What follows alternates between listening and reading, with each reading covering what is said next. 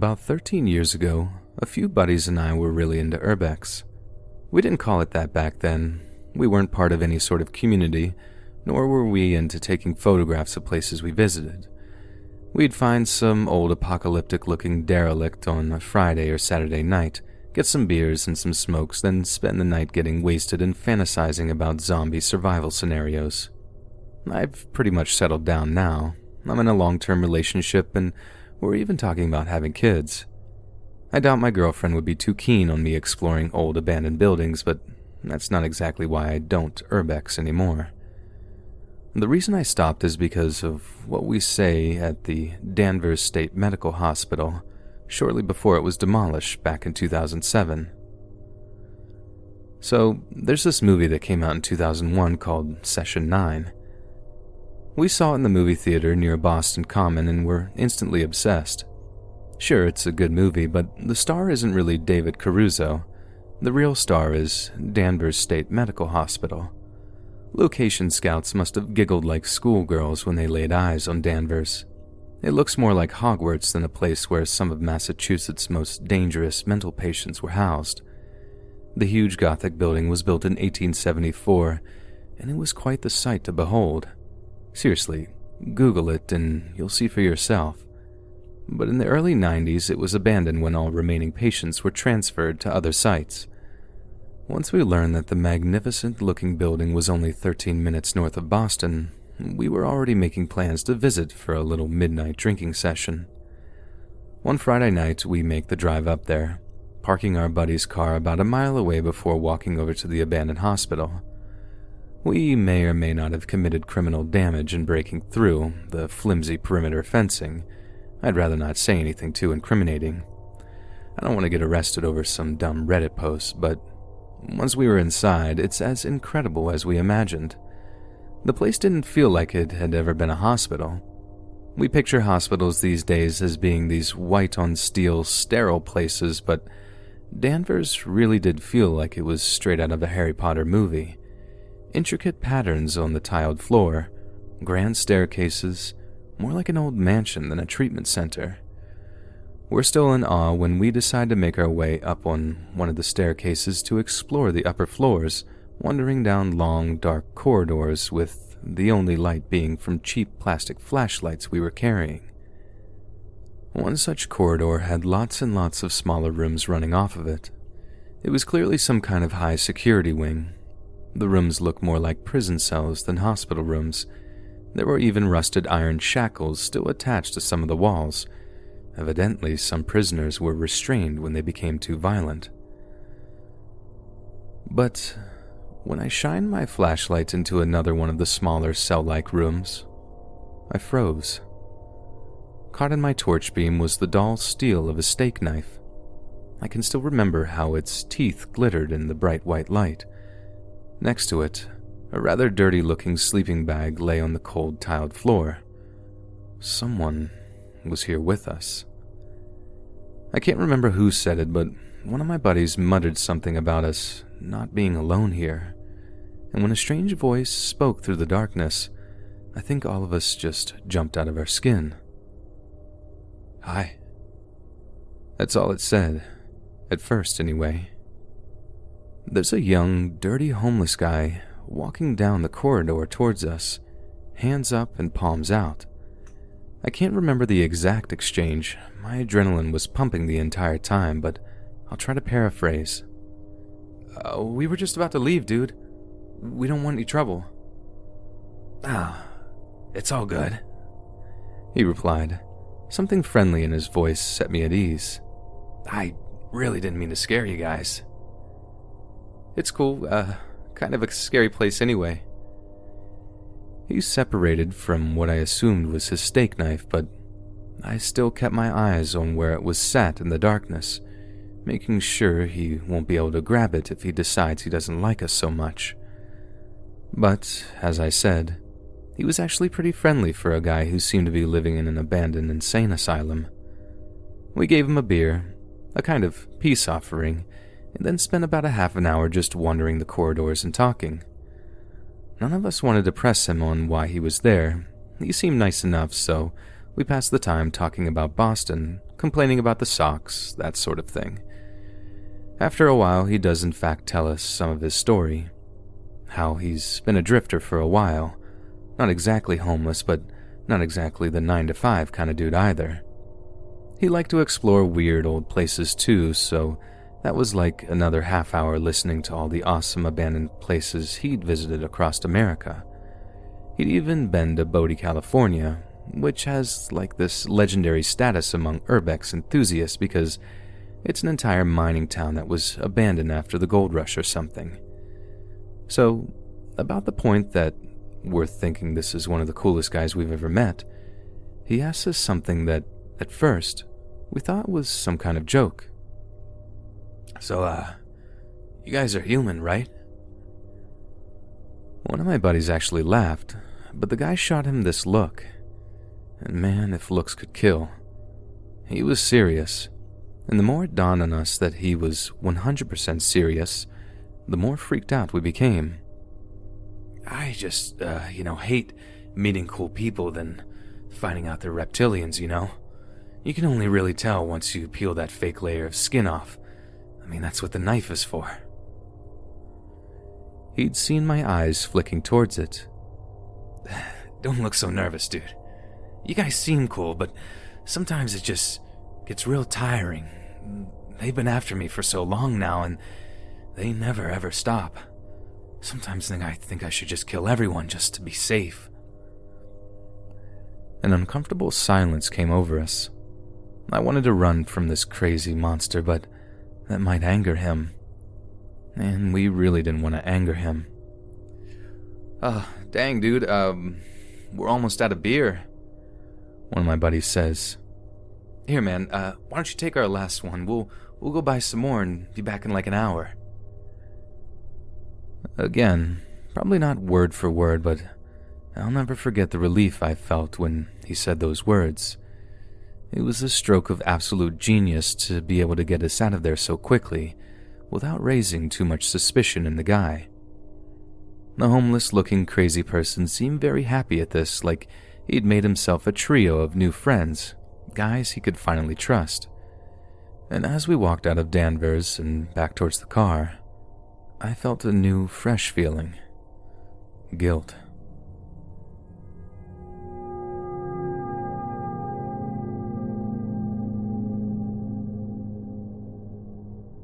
I'm an urban explorer. Urban exploration, or urbex, as we call it in the community, is the exploration of man-made structures, often abandoned or hidden from the general public. Generally speaking, photography has played a large role in its popularity, but historical documentation has also become a factor in recent years. As austerity has taken hold in the UK, urban decay has become much more prominent, with abandoned factories, amusement parks, and other such places becoming increasingly common across the country. To my knowledge, the term urban exploration was invented in the mid-90s by a Canadian guy by the name Jeff Chapman. But one particularly harrowing story tells of a French urban explorer by the name of Philibert Espère. The story goes that Monsieur Espère was a hospital porter in the 18th century who had heard rumors that there were riches to be found in the deep, winding catacombs beneath Paris. Priceless jewels, golden medallions, and 100-year-old bottle of expensive spirits waited for those who were brave enough to search for them. Monsieur Espère packed a knapsack, bid his wife adieu, then wandered down into the catacombs in search of his fortune. His skeleton was discovered in the damp, dark tunnels just over 11 years later. Now, I'm not sure if I believe that story.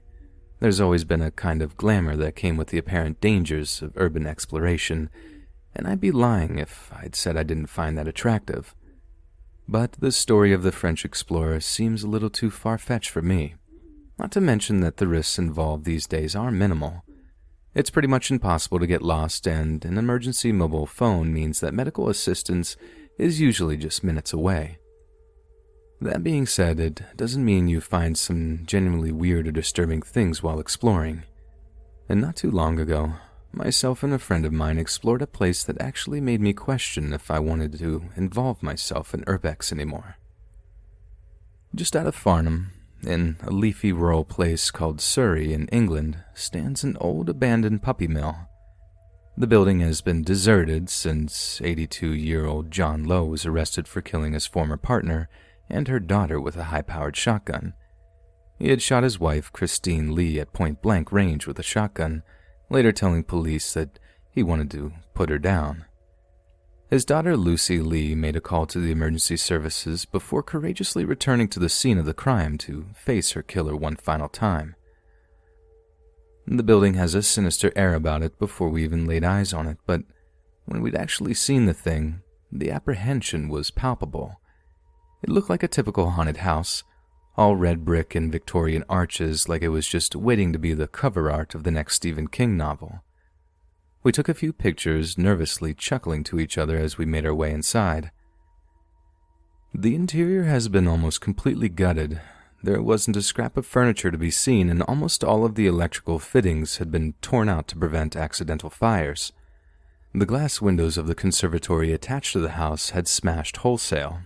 Not a single pane of glass had survived some previous visit from local vandals. It only added to the eerie feeling of the place, like some terrible vengeance had been wrought by angry locals, trying to destroy a place that was haunted by so many terrible events. My friend and I separated as I ventured upstairs while he remained on the ground floor, searching the kitchen. The upstairs bedrooms were still carpeted, but leaks in the roof meant that larger patches of black mold were growing on the walls and floors. The place reeked of rot. Yet, just as I was headed back downstairs, I heard my friend call out for me to join him in the kitchen. And all the time I'd known him, I'd never ever known him to sound too scared. My initial thought was that we'd been joined by some police who'd received reports of us exploring the murder scene.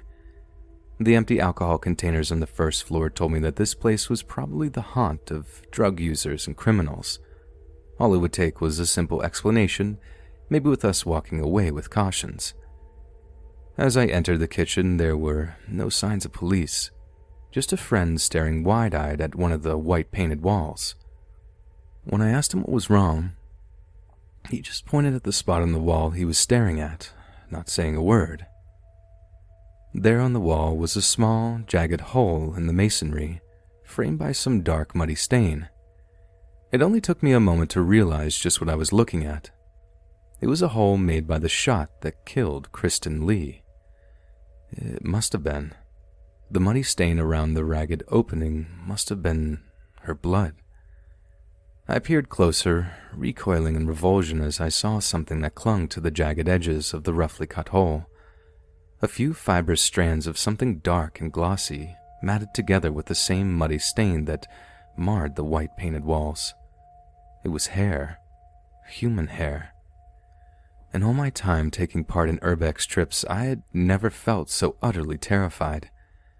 I'd been chased by the cops, punched by angry security guards, but I'd never felt like anything like this.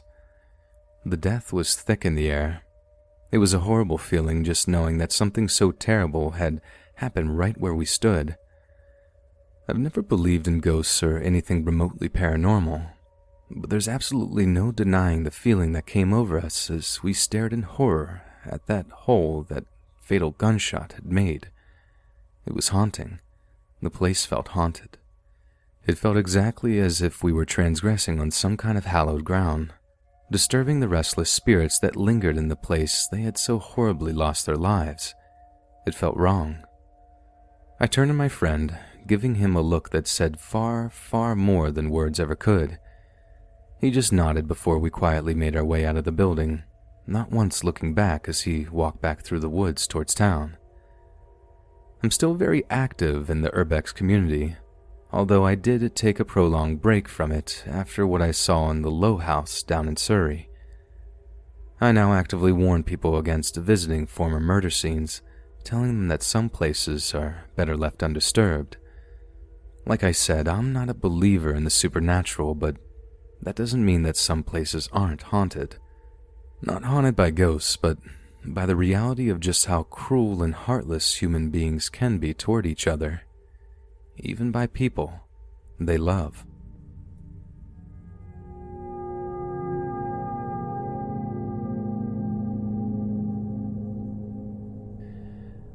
I'm an urban explorer from Scotland over in the UK, and I've been involved in the urbex community for coming up on 15 years. I've probably explored more than 500 abandoned places over the years, and at least 99% of them are exactly what you'd expect.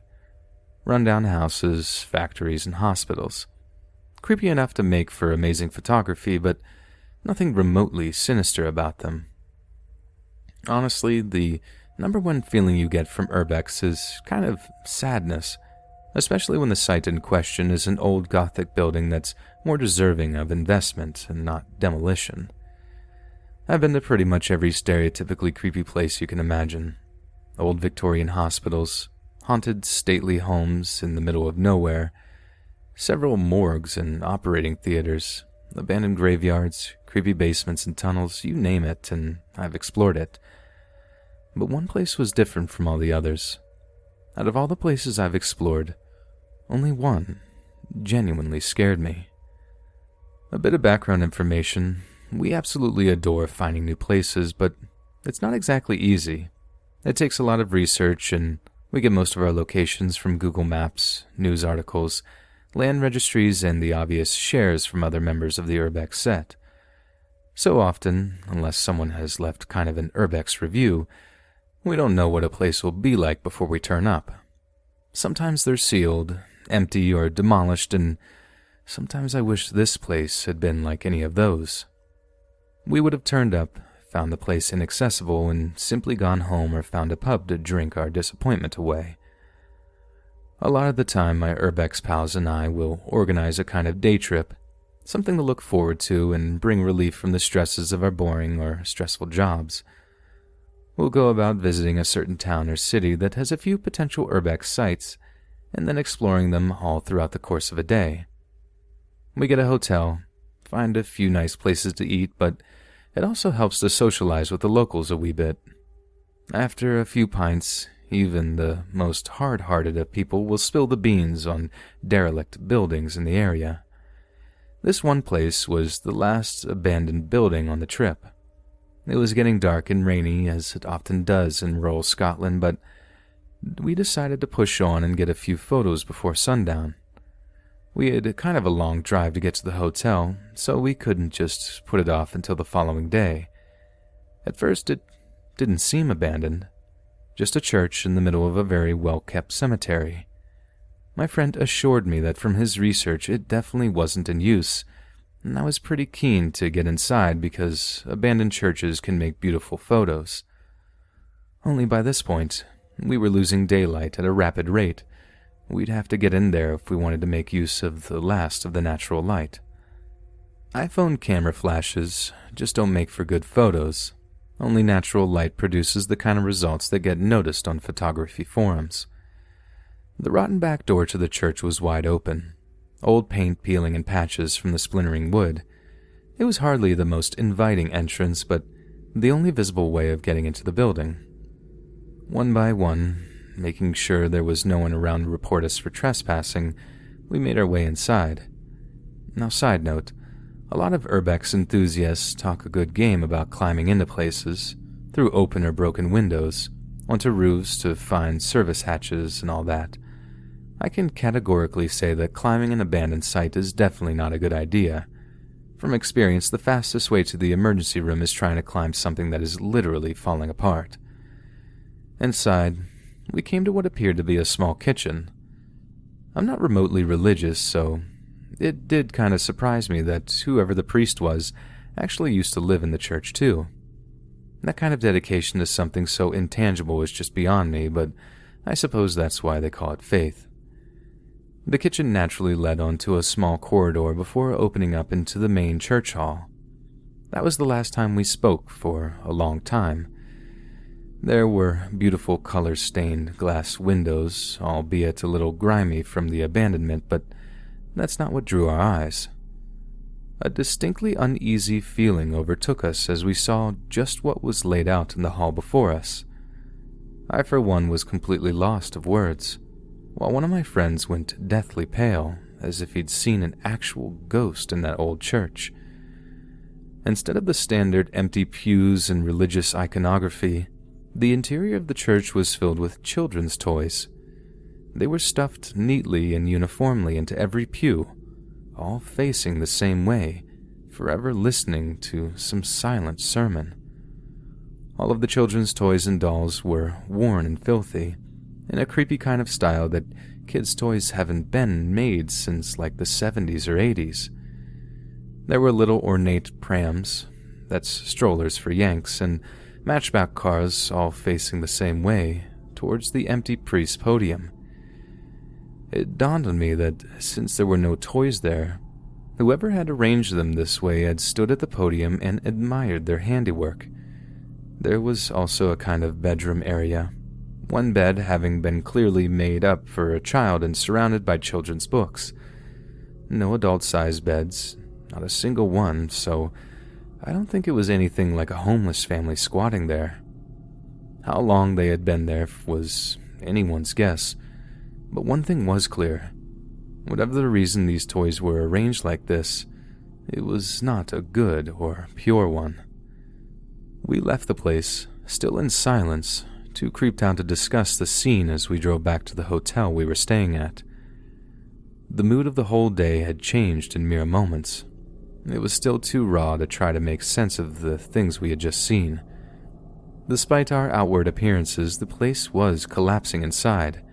A huge hole in the floor had formed and damp was setting in, so any evidence of the toys, the bed, and the sinister atmosphere may well be lost or buried soon.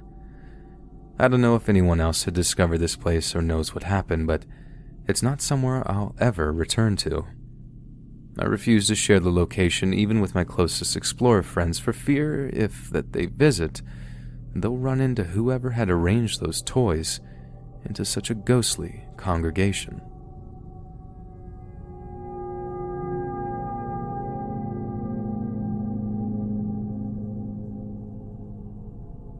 I've seen a few scary urbex posts on this subreddit over the past couple of days. They've been some amazing stories, but they've reminded me of my own terrifying experience that I haven't actually thought about in some time. I've never really told anyone this story, but now I feel like this is the right time. I mean, I am pretty much anonymous here, and it really has been years since this whole thing went down. I live in Liverpool over in the UK, the place where the Beatles came from. It's a beautiful city with a rich cultural history, but beneath the old Victorian streets there are old mysteries that have never been solved. Dark secrets that pass from the world along with the dead men who kept them. Let me tell you the story of when a friend and I explored the Williamson Tunnels. The Williamson Tunnels are a bunch of massive subterranean excavations in the Edge Hill area of Liverpool, which were created under the direction of a tobacco merchant, landowner, and philanthropist Joseph Williamson between the early 19th century. Although generally described as tunnels, the majority of the complex is comprised of brick or stone vaulting. Essentially, a series of interlocking rooms have been carved out from the rock underneath the city.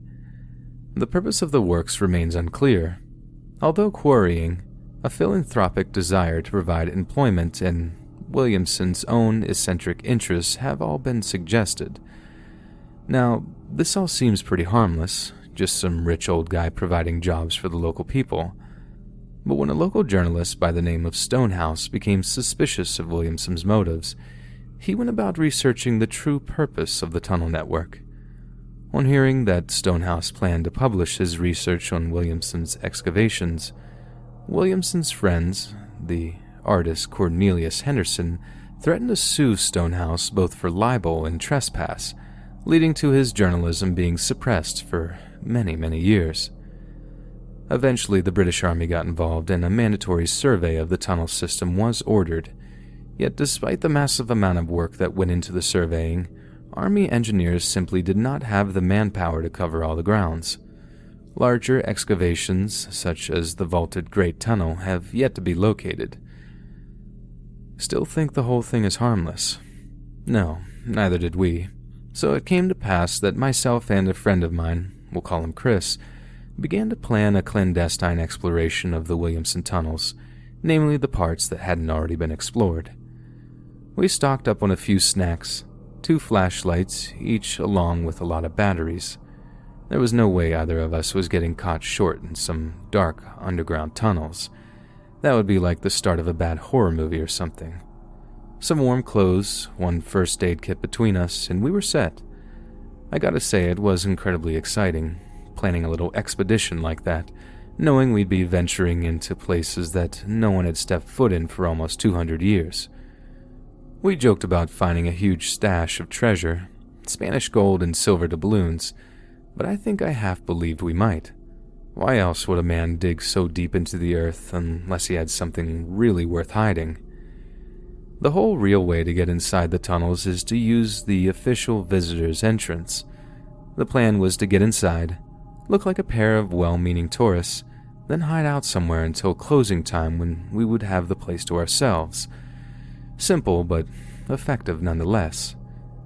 Naturally, it worked.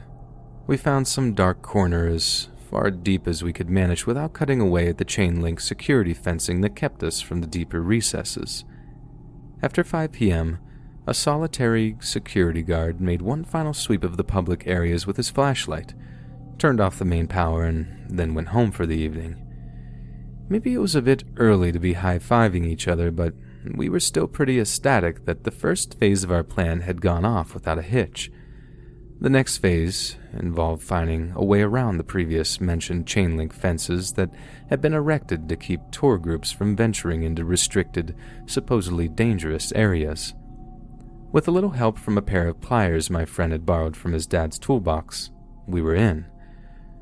We got out our flashlights and began to wander deeper and deeper into the unknown. It didn't take long until we were hopelessly lost inside an unending series of pitch-black rooms. I had assumed that there would be some sort of order to the layout, but each adjacent room seemed to take us deeper into what had to be a huge labyrinth underneath the streets of Liverpool. The deeper we got, the more debris covered the floors, chunks of hewn limestone that we began to stumble over as we pushed on. I noticed that my ears were popping just in time to hear my friend let out a yelp as he slipped among the rubble and crashed into the rocks beneath him. It looked bad.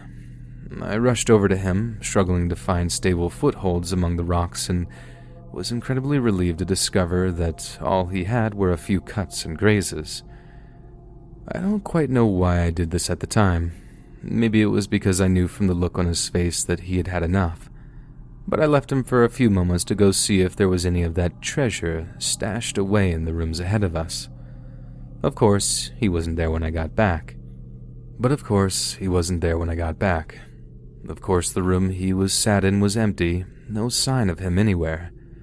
I was kicking myself. He'd obviously gotten annoyed that I'd left him alone and was now marching back on his own, bleeding and tired.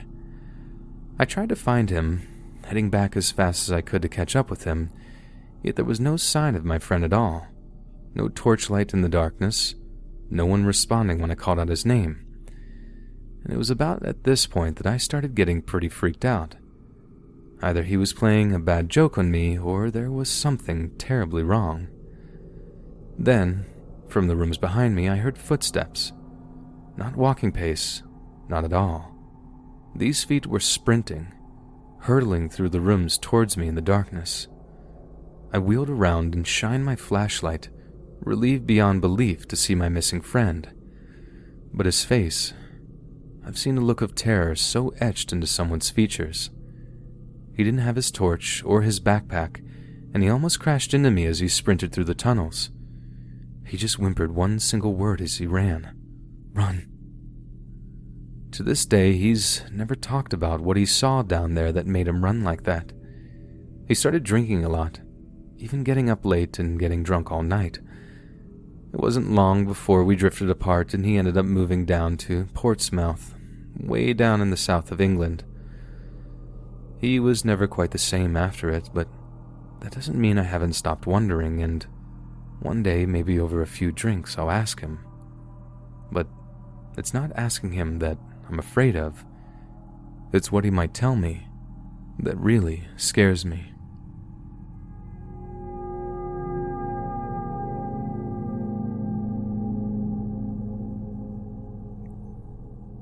When I was in university, I used to work the closing shift at a McDonald's here in the UK, which is without a doubt the weirdest shift to work. It happens to be the most consistently busy shift of the day, yet somehow it's invariably worked by incompetent teenagers who are somehow corralled by a manager who are barely out of their teens themselves. And before you go saying that's a mean thing to say or that I should have more respect for hardworking young people, I think I've earned the right to say it, because I used to be one of those previously mentioned incompetent teenagers. At about 11:30 each night when the closing shift ends, myself and a few of the guys who worked there used to go have a smoke at a nearby play park before going our separate ways. Only one night in particular, one of the guys has the idea to drive over to the grounds of an abandoned psychiatric hospital and have our smokes there. Granted, it didn't seem like the best idea at the time, but the guy was offering to drive us there and back and even said that he'd had a few beers in the cooler tucked away in his car. And trust me, if you finish a late shift at McDonald's, stinking of grease and sick to the back teeth of rude customers, you jump at the offer of a free beer. My only question was where this place was exactly. He said it was only a few miles away, at a place called Whittingham. So, the grounds that Whittingham Hospital is built on are absolutely ginormous. There are about 4 or 5 different annexes constructed around a cricket pitch, a duck pond, and even a small train station built specifically for the purpose of receiving patients. I'm not actually from the area. I moved to attend the university in nearby Preston, so unlike the locals, I had no idea of the story behind Whittingham Hospital. One of the lads starts to tell it as we parked the car and began to walk over to the grounds. I think if he had told me before we'd left, I'd have been much less keen to accept the free beer. Basically, back in the 60s, the hospital was the subject of a huge controversy involving abusive staff and illegal medical testing. But whatever the truth was, it had been lost in the subsequent rumor mill as the local population embellished and exaggerated the story until it was something of an urban legend. People talked of haunted buildings, mass graves, and patients who refused to leave when the place was shut down in the 90s. With those thoughts rattling through our brains, we climbed the large stone wall that surrounded the complex and began to explore. Each time we would wander into one of the dusty old buildings, we would often find that the floors would give way or that they'd rotted away entirely. It was pretty dangerous, but the sense of adventure was palpable. I had never done anything quite like it in my life. The sight of such magnificent buildings being left to crumble was sad but exhilarating, knowing we had them to ourselves. There were long wards lined with damp, moldy beds housed inside huge Victorian buildings complete with towers. There was even an old church, which was just as creepy as you can imagine. I mean, it was like the perfect place to shoot a horror movie or something, and we relished the opportunity to scare the ever-living dookie out of each other. I remember this one place, an old operating room that we were exploring. One of my mates ventured into the middle of the room when we heard the rotten old floorboards creaking ominously beneath his feet, then watched in absolute horror as the ground beneath him gave way and he plummeted into the darkness below. It was honestly horrible to watch, but I can't even tell you how relieved we were to discover he'd gotten away with nothing but a few scrapes. The worst part was trying to get him out. It was absolutely filthy down there, and he reeked of rot when we finally pulled him out of that hole. But that wasn't the worst part, not for a long shot. We were exploring one of the larger buildings when we came to a locked door. By this point, the other guys had done a fair bit of climbing and crawling to allow us entry into each of the buildings, and it was my turn to pitch in. So, after crawling through a small, jagged hole in the wall, I got to the door opening and we all went inside. It was a huge mansion-style building with those stairs that are split at the bottom and curve round to join together at the top. We used our phone torches to cut through the pitch blackness as we ascended, following a long, dark corridor until it became clear what this building was used for. There were scores of smaller private wards with bars attached to the windows. It was obviously some kind of secure unit where the most violent of the patients were held.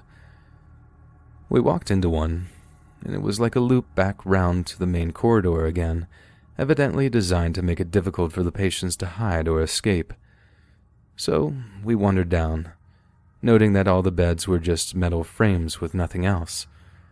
But as we turned the corner, there was one larger bed, the only one which had a mattress on it. What's more, this mattress had a large, dark stain marring the once white sheets. It was a big stain, a horrendous smell emanating from it. Out of nowhere, one of my mates freaked out. He was pointing at the filthy, dust-covered floor, pointing towards a few patches of a similarly looking muddy stain that led from the ward. I would say that the most scared I've ever been was then. We were already a bit panicky, but seeing that had us fleeing the building as fast as we could. We decided to enter one more building before leaving, only it just so happened that this building was locked. Lucky, we found a basement door around the back, but you know those creepy thin stone steps that lead underground with a wooden door at the bottom? Yeah, it was one of those, hardly the most inviting threshold we'd ever seen. We pushed our way in and found ourselves in some kind of underground corridor that had all of the pipes on the ceiling running the length of it. At 6'1", I'm a big lad, and I had to crouch a little bit just to get through, so you can imagine how it felt. Tight, low ceiling and pitch black. We dared each other to go first, but surprise, surprise, no one would volunteer themselves. Anyway, this corridor seemed to go on for ages, and we concluded that we were definitely in the underground network of utility tunnels that connected all of the buildings. There were a couple of staircases leading off every now and then, but most were blocked off, so we just continued as we could. After a good few minutes of walking, we arrived at the end of one particular corridor. It had a huge steel door like one of those classic hospital jail doors you see in films with the little window hatch at eye level. With apprehension, we pushed this open. The room was empty except for one thing. There was a single metal chair in the middle of the room fastened down to the floor, and above it, hanging down from the ceiling, were two metal chains with manacles attached to them. Even if we didn't know the room's true purpose, it may be the most disturbing thing I've ever laid eyes on. None of us knew what it was and what had likely happened there, but we could guess, and there's no way it was good. I realized that as we were leaving, this was kind of a bizarre rite of passage I'd just undergone. This place was famous as a place of evil among the locals, but I'd never even heard of it. Now, after a night of exploring the most haunted place in Lancashire, I appreciated that now. I too had my own little Whittingham story. I would be able to regale both locals and my friends back home with the story of how I'd ventured Whittingham, but that came with a price. The price of never, ever being able to get the image of that final room out of my mind, and the inability to stop wondering about the horrors that went on in there.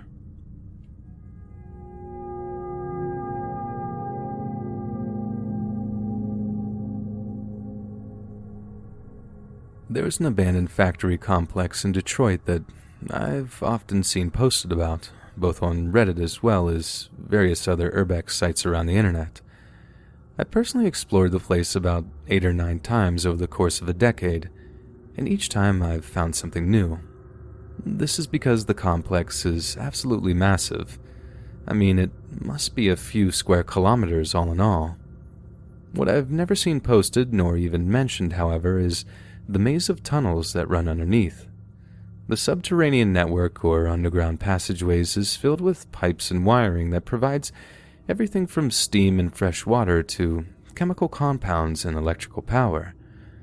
The tunnels are all extremely low and narrow that descend at least 15 to 20 feet under the earth. Each one leads into a series of basement rooms under each section of the complex, and to the relief of many urban explorers, are complete with emergency escape hatches that take you way out into the woods surrounding the factory complex. I can't tell you the peace of mind that kind of feature brings an urbex enthusiast. Not many of us have died doing what we love, but the number is high enough for us not to want to become just another statistic. One weird thing about this particular site is that most of the entrances in the tunnel system are hidden in the walls. I pushed my way through an old plastic panel door once and found myself in a room that was the complex's mailroom, a place that I'd literally been 5 or 6 times before, but had never noticed that there was a hidden passage integrated into the network's plastic paneling. The complex has been abandoned since the late 80s, so entire sections of the tunnels are practically flooded from leaky and busted pipes. When you're down there, you're constantly hearing ambient noises, creaking pipes, the rumbling of the railroad above, echoes from your own movement. There is nothing remotely reflective down there, and aside from your own flashlight, there's absolutely zero sources of light. Plus, if you skimp on the aforementioned flashlight and get one with a weak beam, it can get kind of difficult to make out details in the darkness. Often you're left relying upon the slight tonal differences of what you can see to determine what something is before you're right up on it. First of all, I had a really dumb and dangerous habit of going to these places alone. It's hard to find people willing to commit to doing such scary stuff, but the bottom line is that if you don't have a buddy to urbex with, you shouldn't go at all. Pretty much every urbex veteran will tell you that, and many people actually end up traveling to far-off places just so someone has a buddy to explore somewhere with. But the last time I was in the tunnels, I was by myself, with a single AA battery-powered 75 to 100 lumen LED flashlight. To the uninitiated, that won't mean anything, but any hardened urbex enthusiast will tell you that that's way too weak a torch for underground tunnels. With zero ambient light, you really do need something powerful to cut through the darkness. And that was my first big mistake. So while I was down in the factory tunnels, all on my own, I decided to follow one particular passageway down to what was probably the water treatment facility for the complex. The tunnel sloped quite steeply downward, so the leaking water I mentioned previously has collected at the tunnel's lowest point.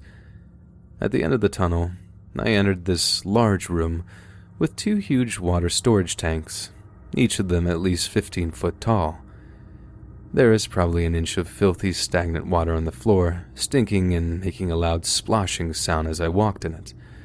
Not exactly a deafening sound, I know, but when everything around you is completely still and silent, even the faintest noise sounds incredibly loud. I'm standing still, looking around with my flashlight, and from the opposite side of the room, around 20 or 30 feet away, I hear that same splashing sound. Only it's not an echo. There's someone else in this underground room with me. I shine my flashlight across the huge dark room, but I don't see a thing. All I'm hearing is that horrible wet splashing sound of footsteps in the water. All of a sudden, I shine the light on this human shape that is completely covered in black clothing. I mean, it was so black that there was no difference in the shading or anything. It's just like a shadow against the peach-colored concrete wall. I stammer out a nervous greeting, and all of a sudden I can see this person's 2 eyes flash up. A distinct pale blue back my flashlight. I mean, I knew it was a person. I'm not a believer in ghosts or the supernatural, so it's not like I was scared out of my mind. But people can be weird. I know that firsthand. I don't know if the person was in some kind of bodysuit or what, but it's impossible to make out anything distinguishing about them other than the color of their eyes. I don't know what kind of weirdo sets out in a full black getup to rummage around the underground, but this guy's silence was beginning to seriously creep me out. What's more, I noticed that he didn't have a torch. He didn't have anything in his hands for that matter. So how was he able to find his way around in the dark? Sure, he could have turned it off when he'd heard me coming, but at the time it really made me feel uneasy. After all, it's fear of the unknown that's without a doubt man's biggest fear. Then out of nowhere, he just rushes me, splashing through the shallow pool of water, sprinting in my direction. I just freak out, spinning on my heels and absolutely bolting back the way I had come. I'm flying up the inclined tunnel, slipping and sliding all over the place on the slippery, slimy concrete. I fell down a bunch of times, grazing my knees quite badly and almost straight up breaking my wrist at one point. But I didn't feel the pain. Pure adrenaline just kept me flying through those tunnels towards the emergency exit. It must have only taken a couple of minutes to get out of there, but it felt like an hour of sprinting through this tunnel network, praying I wouldn't get turned around, praying the man in black wouldn't find me. It was the closest thing I've experienced to a living nightmare. I've never been so terrified in all my life. I'm sure whoever I met down there in the dark was probably as terrified as I was. Maybe they thought I was going to attack them, hence why they turned off their own light source and rushed me. That was just my gut reaction, kind of a primal self-preservation. Now, looking back, I have no reason to believe they actually followed me, and they probably ran back the way they came, same as I did. But just so we're clear, I've never visited an Urbex site alone since, even if it takes waiting a while to find a buddy, because no abandoned building is worth meeting that one weird stranger who isn't scared.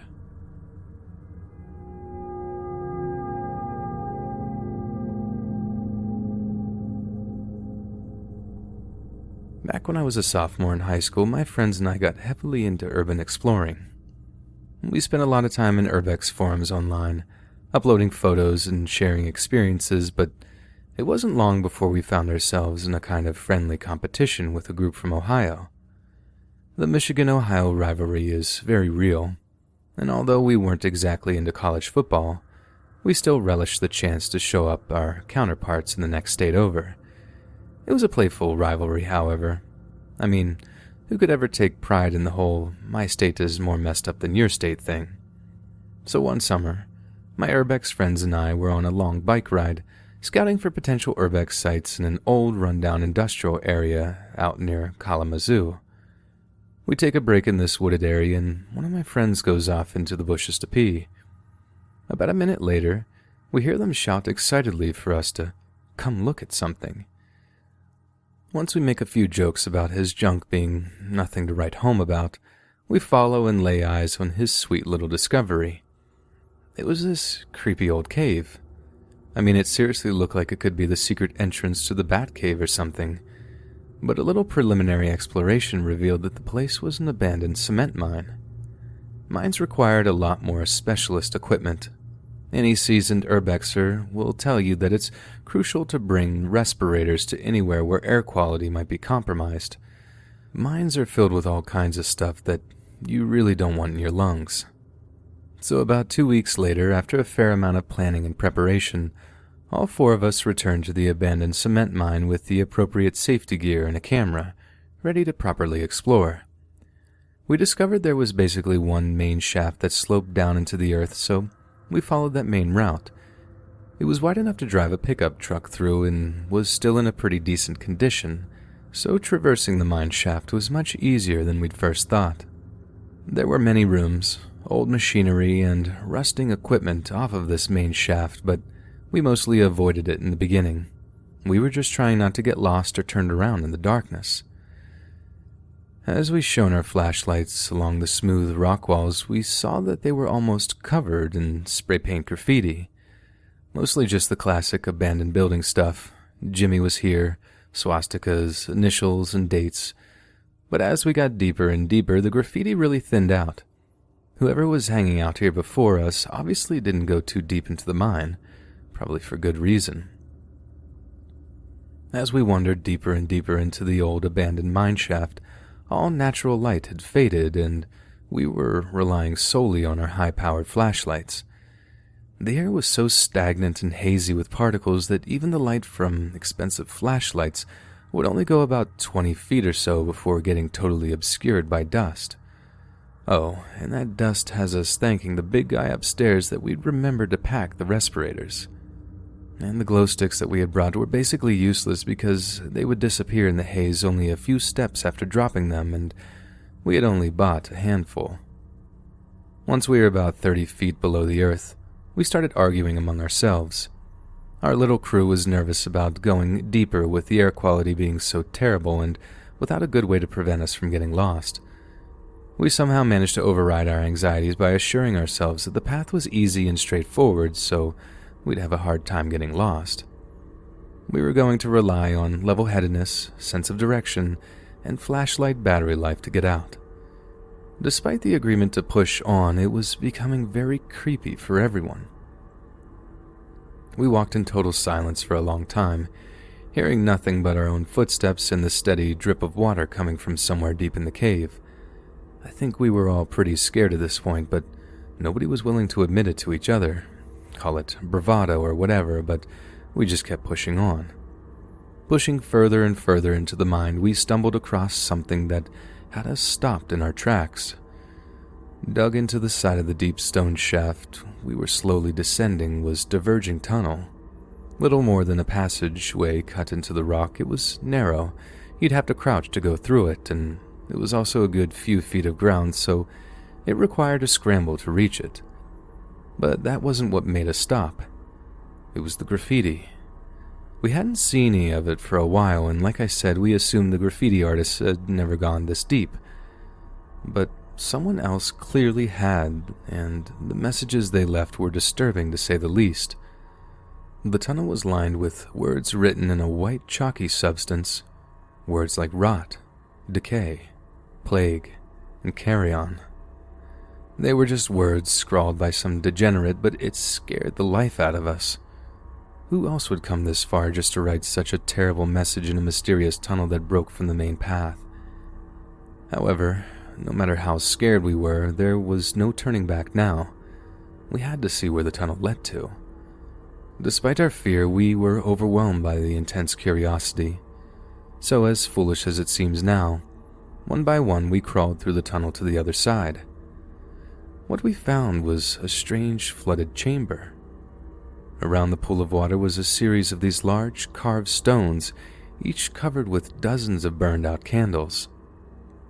There must have been hundreds of pieces of melted wax dripping down each of the stone pieces. The walls had a few twisted, malformed faces scrawled on them, and the tunnel entrance back to the main shaft was ringed with a spray-painted, blood-stained mouth. What was this place? Some bizarre cloister where black masses were performed or something? An elaborate hoax set up by a bunch of kids. We couldn't find much evidence to figure it all out, and we were all absolutely exhausted by this point, both from the exertion and the adrenaline crash. We all crawled out of that weird little chamber and back into the main mine shaft, where we promptly headed towards the exit. When we finally saw natural light coming from the main entrance, we were relieved beyond words. We never did figure out what that mysterious cavern was for, and I think I'm content to leave it at a mystery. No, we didn't hear any eldritch creatures howling in the depths of the tunnel, nor did we find any entranced devil worshippers, but just finding that room, buried deep in an old forgotten mine, was enough to creep all of us out for a long time. Hey friends, thanks for listening. Be sure to subscribe and click that notification bell to be alerted of all future narrations.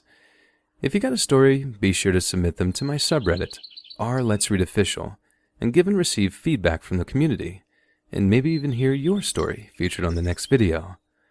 And join my Discord to interact with me and other listeners directly.